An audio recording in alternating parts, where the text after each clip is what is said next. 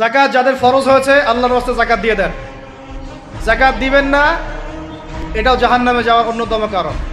ওই সম্পদগুলোকে এভাবে গলানো হবে, গলিয়ে মুখে, গালে, পার্শ্বদেশে, চামড়ায় লাগিয়ে দেওয়া হবে। নাউজুবিল্লাহ। সূরা তওবায় আছে এটা। কোন সূরায়?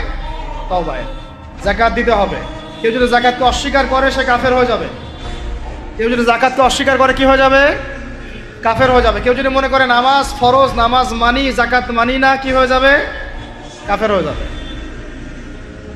এখন আমার কথা হচ্ছে, ইসলামী অর্থনীতির মূল ভিত্তি হচ্ছে যাকাত। যাকাত যদি ঠিকঠাক মতো দিতেন, বাংলাদেশে একটা দরিদ্র মানুষও খুঁজে পাওয়া যাইত না। এটা গাল গল্প না, এটাই বাস্তবতা। কিন্তু আমরা সেটা বাস্তবায়ন করতে পারি নাই, পারছি না।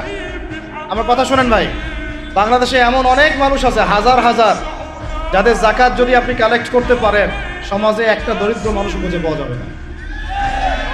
এমন একজন মানুষের যাকাত দিয়ে আপনি একটা গ্রামের মানুষের খাওয়াইতে পারবেন।